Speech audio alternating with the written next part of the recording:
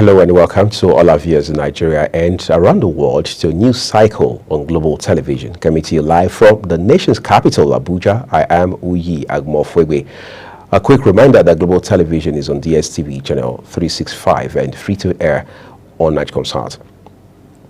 Human rights advocate Dele Farotimi has been released from the Correctional Center in Ekiti State after meeting his bail conditions. Politician and activist Omoyele Sowore made the disclosure in the post on X, saying the embattled activist lawyer was no longer at the prison yards in Ekiti State. Farotimi was arrested earlier in the month for allegedly defaming Afe Babalola, a senior advocate of Nigeria and founder of Afe Babalola University in Ado-Ekiti. Addressing media personnel after his release, Farotimi said he had never had any cause to lie against anyone in his life, adding that whatever he had said about someone or an institution is true. In the meantime, the Legal Practitioners Disciplinary Committee, LPDC, of the Nigerian Bar Association has rejected the request by Chief Afe Babalola SAN's law firm, Emmanuel Chambers, to revoke the law practicing license of lawyer and author Dele Farotimi over allegations of criminal defamation and professional misconduct. Farotimi was brought before the LPDC based on a petition authored by Ola Faro, a lawyer in Emmanuel Chambers, which alleged that Farotimi, in his book Nigeria and Criminal Justice System, made defamatory statements against the Supreme Court and the legal profession. However, in its report, the LPDC determined that the alleged offenses occurred in Farotimi's capacity as an author, not during his practice as a legal professional, and therefore concluded that it lacks jurisdiction to address complaints about publications and advised aggrieved parties to seek redress in regular court. President Bola Tinubu has called on Nigerians to embrace love, peace, and unity during the festive season, urging citizens to remain hopeful about the nation's future. The president, in his Christmas message, described Christmas as a season of divine prophecy fulfilled, symbolizing the triumph of light over darkness and the enduring strength of humanity's shared faith. He also expressed deep sorrow over recent tragic incidents in Ibadan, Okija, and Abuja, which claimed innocent lives, extending his sympathies to families who have endured pain and loss this year due to floods, fires, or accidents. The president called on Nigerians to find comfort in faith and the support of loved ones. Quite a solemn and profound message there from the nation's leader. Imo State's government has hosted its annual Christmas night lessons and carol service with the theme, "For unto us a child is born." The event, held at the Government House Chapel in Owerri, the state capital, was graced by top government officials, including Governor Hope Uzodinma and his wife, Deputy Governor Chiere Okomaro, and other residents of the state. Here is Amarachi Ibe's report.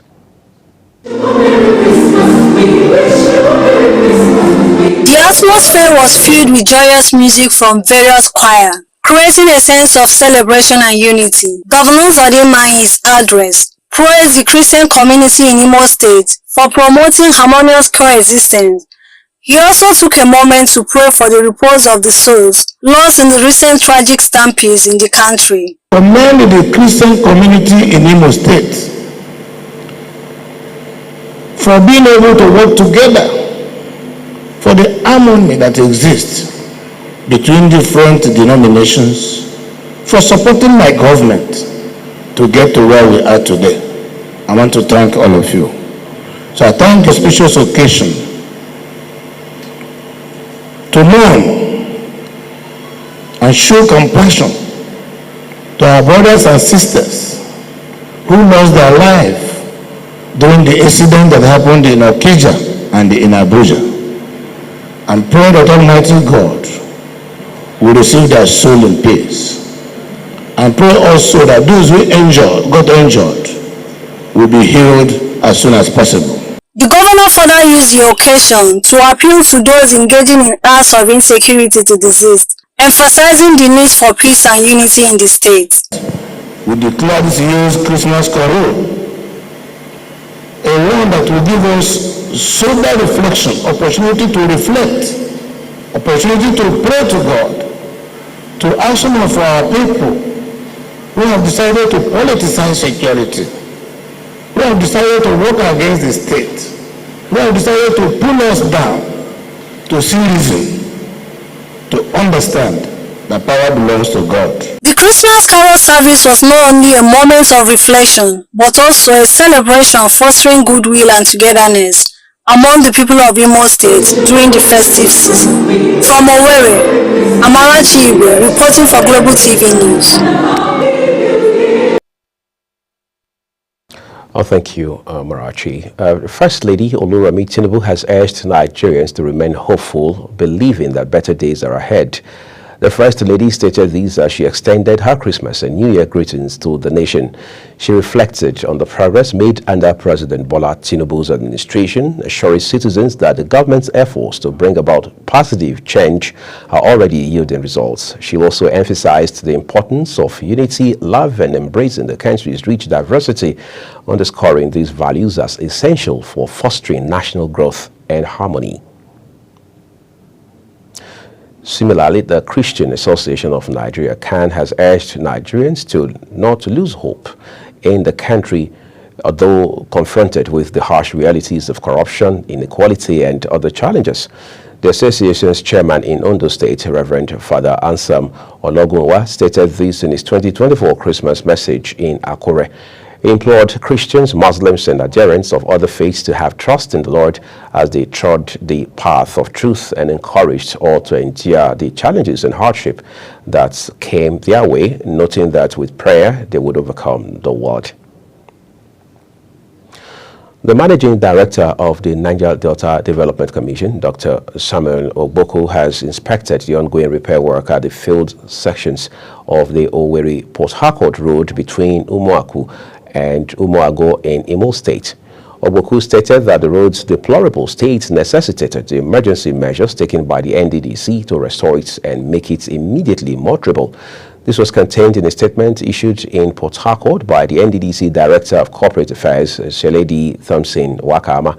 Accompanied by some commission officials, the NDDC Chief Executive Officer received an on-site briefing from the engineers of the construction firm handling the emergency rehabilitation.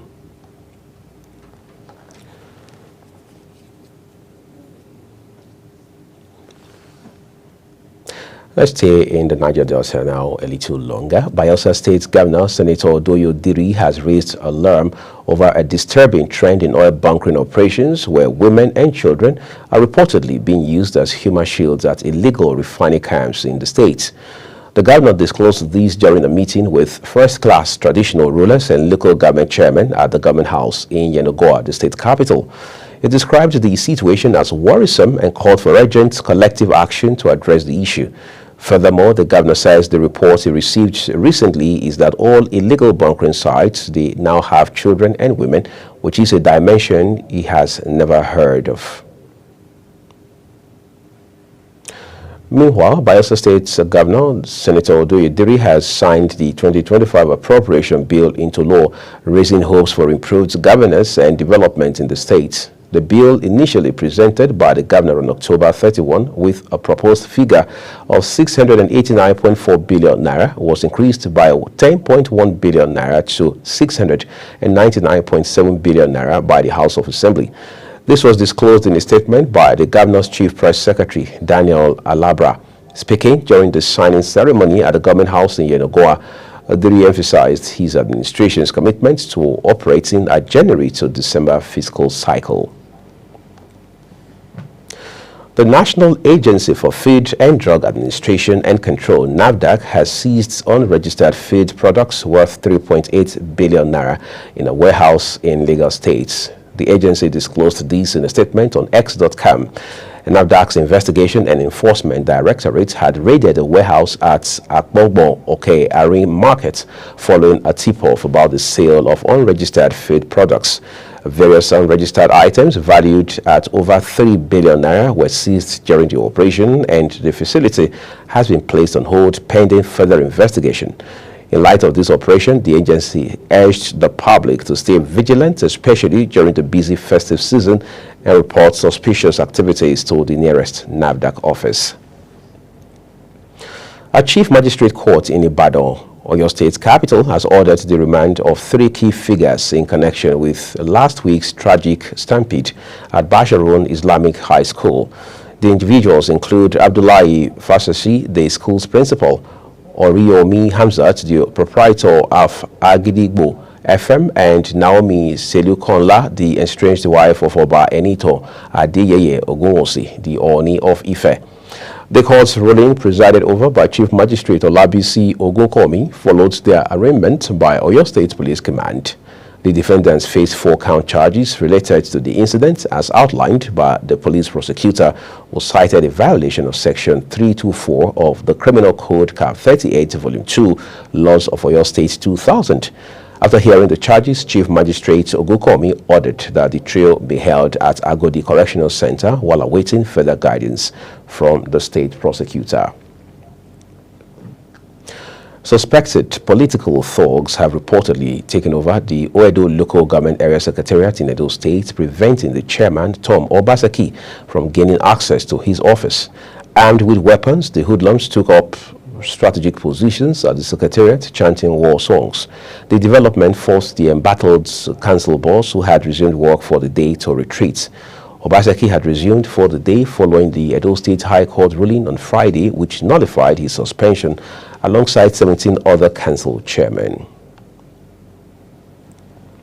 In a related development, the Association of Local Government of Nigeria says it is resolved to strengthen its collaboration with all tiers of government and development partners to deliver the dividends of democracy and tackle challenges affecting governance and Nigerians at the grassroots level. Our correspondent Anthony Momodu now reports. Algon National President Engineer Bello Lawal at the 51st National Executive Council meeting in Katsina State spoke on the burden and mandate of the local government administrators in delivering good governance. It is my honor and privilege to host our distinguished members, that is the NEC members of this great association, and indeed our leaders, the BOT chairman and other BOT members, to our dear state for this very important national assembly of the Association of Local Governments of Nigeria, ALGON. I want to take this opportunity to thank you very, very much for really. On his part, the National Publicity Secretary of Algon, Hamisu Mohammed, read out the communique of the meeting, commending the government and judiciary for ensuring the local government autonomy. The judiciary was also commended for its role in establishing a viable local government system. Furthermore, the NEC appreciates the effort of state governors and the Nigerian Governors Forum, NGF, in conducting elections across local government areas, with over 30 states now having democratically elected chairmen. Other members and stakeholders expressed confidence of a better future for Nigerians at the local government levels. Anthony Momodu reporting for Global Television News. Political correspondent Anthony Momodu there reporting. Thank you. You're watching the live broadcast of News Cycle on Global Television, coming to you from the nation's capital, Abuja. When News Cycle returns, the Nigerian currency gained value against the greenback. Details of these as well as sports and foreign stories for you. Do stay with us.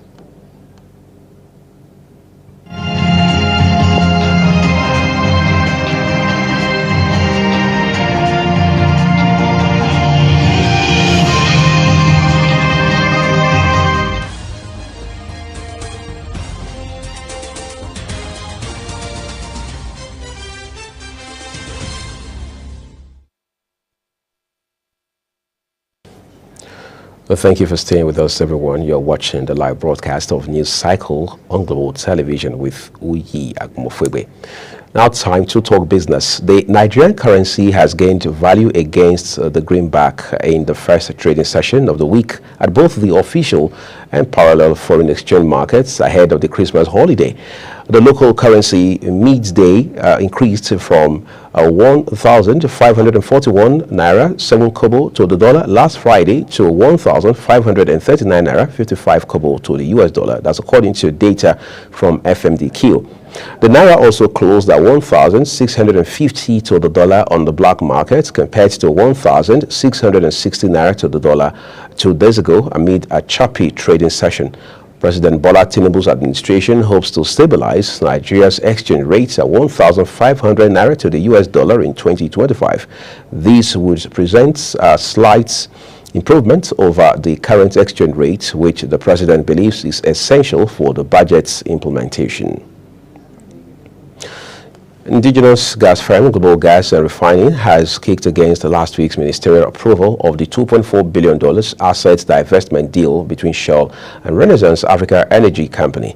The firm, which is in dispute with Shell over the state of a gas supply deal signed in 2002, described the approval of the Shell and Renaissance deal as unfortunate. Nigeria's net foreign exchange inflows have risen by 70.5% year-on-year to $42.0 billion in the first 9 months of 2024 from $24.66 billion in the corresponding period last year. Details in the Central Bank of Nigeria's quarterly economic statistics report for the review period show that forex inflow to the economy rose year-on-year by 41% to $70.62 billion in 9 months of 2024 to $50.04 billion in 9 months of 2023. Conversely, forex outflows from the economy rose by 12.3% year-on-year to $28.55 billion in 9 months of this year from $25.42 billion in 9 months of 2023. Further details in the data show that inflows through autonomous sources rose by 0.06% year-on-year to $31.15 billion in 9 months of the current year. On the foreign scene, American Airlines, the world's largest carrier, has suspended all flights within the United States due to what it calls a technical issue. Officials of the Federal Aviation Administration made the announcement in a statement at the height of Christmas holiday travel. The statement says that American Airlines is reporting a technical issue and has requested a nationwide ground stop. Meanwhile, the carrier posted on social media that it is experiencing a technical issue with all American Airlines flights. Let's turn to the Middle East now, where Qatar has called for the quick removal of sanctions on Syria following the ousting of President Bashar al-Assad by Islamist-led rebels. Foreign Ministry spokesman Majid Ansari told a regular briefing that Qatar calls for intensified efforts to expedite the lifting of international sanctions on Syria. Qatar's call came a day after a high-level delegation visited Damascus. The Qatari embassy there reopened on Sunday, ending a 13-year rift between the two countries. Venezuelan authorities have set free another 223 prisoners who were arrested during post-election protests. The prosecutor's office made the announcement, bringing the total number of protesters released to 956. More than 2,400 people were arrested and at least 28 killed after widespread demonstrations against President Nicolas Maduro's declaration of victory in July's elections, which the opposition said it had won. And now time to look at sports stories for you. Aston Villa manager Unai Emery says he expects his informed side to face what he refers to as a very difficult challenge away to Newcastle on Boxing Day. Villa beats Premier League champions Manchester City for a fourth win from 5 games in all competitions. But 6th-placed Villa will kick off at St James's Park against the Newcastle team on a fine run of their own. The Magpies go into Thursday's game following successive 4-0 league wins over Leicester and Ipswich, with Newcastle having also done the double over Villa last season. Manchester United are reportedly tackling an infestation of mice at Old Trafford. New reports now say the issue has seen the club's food hygiene rating drop to 2 stars out of a possible 5. United are currently considering whether to redevelop Old Trafford or build a brand new stadium. Let's bring it closer to home now. The Federal Capital Territory Administration says it is to construct 2 multi-sports centers in Abuja. Acting Executive Secretary, Federal Capital Development Authority, FCDA, Richard Dauda, disclosed these while briefing newsmen after the FCT Executive Council meeting. Though Dauda did not disclose the location of the centers, he said the sites would be strategic, explaining that the 2 sports centers would have several facilities: football pitches, lawn tennis, table tennis, indoor sports facilities, and other necessary facilities. And that's all we have for you on Global Television's news cycle. A quick reminder to all our viewers that Global TV is on DSTV channel 365, Star Times 276, and free to air on Nightcomsat. Kindly follow us across all of our social media platforms and engage with us using @Global TV NG, as well as other handles as you now see on your screen. I am Uyi Agmofwegwe saying a big thank you to you for watching. We will see you again